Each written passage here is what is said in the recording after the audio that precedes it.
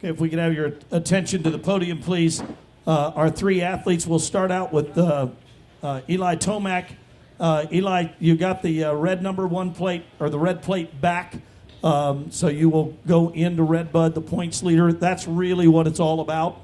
The moto wins are great, the trophies are good, but that points lead is really what it's about. You can comment. It was an awesome day for points in that aspect, and but I was just it was a little bit of a goofy day too. Like normally I always have like a really good feel here, and today I was kind of searching a little bit here and there. So, but with that being said, like the two guys in front of me, they were going fast in those motos. So tough day. This track is brutal as always. I was pretty worn out trying to catch those guys in the second moto. Did all I could, but came up a little bit short that way. But overall, good day. Thank you, Eli Tomac. Zach, for you, it was a great day. You got a win, a moto win, which I know is something that you've been on the hunt for. You seem to be unstoppable in moto number 2 from the start to the finish. It was unbelievable. Thank you. I felt really good in the second moto, and I had a little lull there, like midway through the first moto, and Eli pulled a little gap on me, so I knew that there was not really a ton of reason to hammer, so I maybe saved a little bit in the beginning of the end of the first moto, which benefited me in the second moto. But that second moto was the edge of me. I think I was pushing really hard, and the track was super physical.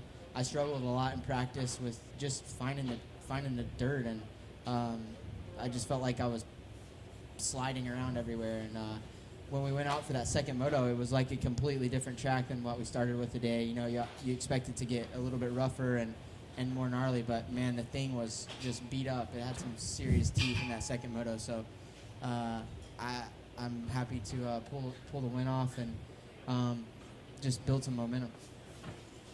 Marvin, Zach just said it in practice for him. He felt like he was sliding everywhere. I don't know if you felt that way, but from my vantage point in the tower, it looked like you were sliding everywhere in the second moto, that fishtailing, and I don't know how you were able to hold your composure.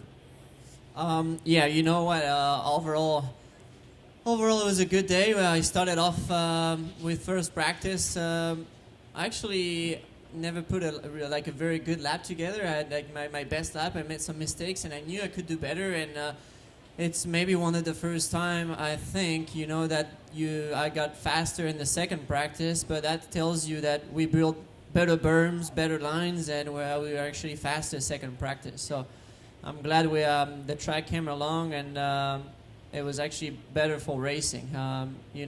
This track needs a few lines if you want a good racing and good flow, good riding. So my start was awesome first moto, and I put myself in a great position leading, and it was a long moto. When you lead from the very first lap till the end, it feels like forever. And but I was very consistent, and it was great. So second moto, obviously the goal was to do better, the same obviously, but the start I was a little bit on the outside, and the guys on the inside got me, but I was in the hunt, for the top spot, and I was in a decent position, and I fought really hard and came back to second, and Zach already, had a little gap, and but even with that, his speed was really good all moto, and nothing I could do right there. He pulled away, and then maybe we were kind of like the same speed, but it was nothing I could do to really catch him. In that first moto, I noticed you came by with about 8 seconds remaining on the clock, which put you out a whole nother lap. And I know at that point in time, you guys all had to be thinking, my gosh, when is that 2 card coming out? Well, yeah. I don't really know, the time, so I just wait for Frankie to show me either 3 laps or something. So, but yeah, when you see the halfway through the moto, and then after a few laps, you kind of start thinking of that that board of 2 laps. But yeah, that was the same for everybody though. If I went through and then got 2 more laps or 1 more, I guess. So, but it's definitely a long moto. But at the end. Physically, it was very demanding as always. Southwick never disappointed on that. It was rough. It was kind of hot, humid, so it was hard on the bodies. And So that's why I'm really proud of winning Southwick. It means a lot.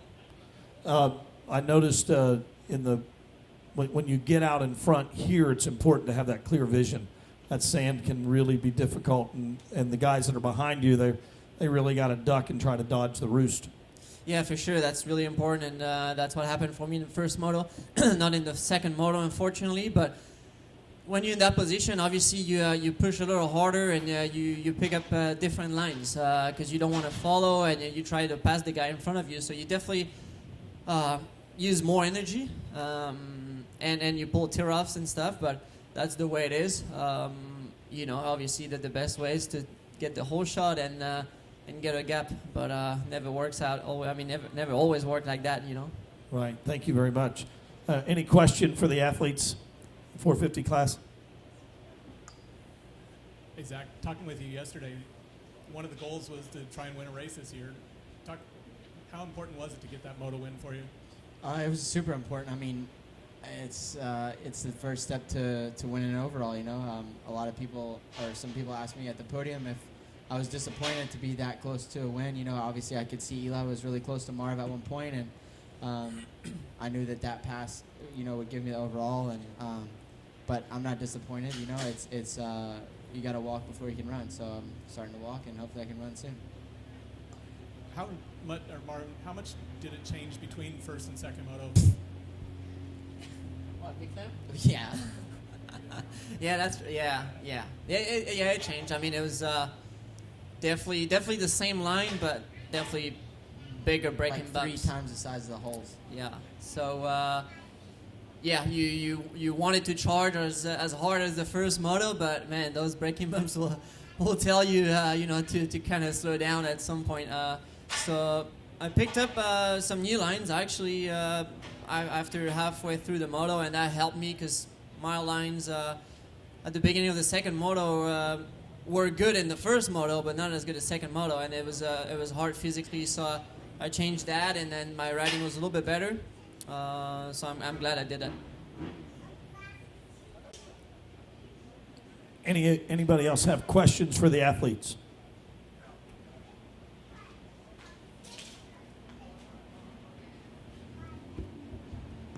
Rob Coy with Cycle News. My question for you guys is, we were at WW, now we're at Southwick. Which one's sandier? Southwick, Yeah, way sandier. All right. How was the base? The base actually broke up a little bit for the second moto, I feel like. Yesterday during press it was super hard and even practice, but like we found a pretty bottomless pit in the second moto, I feel like. WW is sandy for sure, but it's not like a full sand track. There were some ruts out there last weekend where today it's just like 3-foot berms at the end of the day, Any other question for the athletes? Moving to Redbud, Zach, we'll just start from you. We'll go across the table. Your thoughts of Redbud?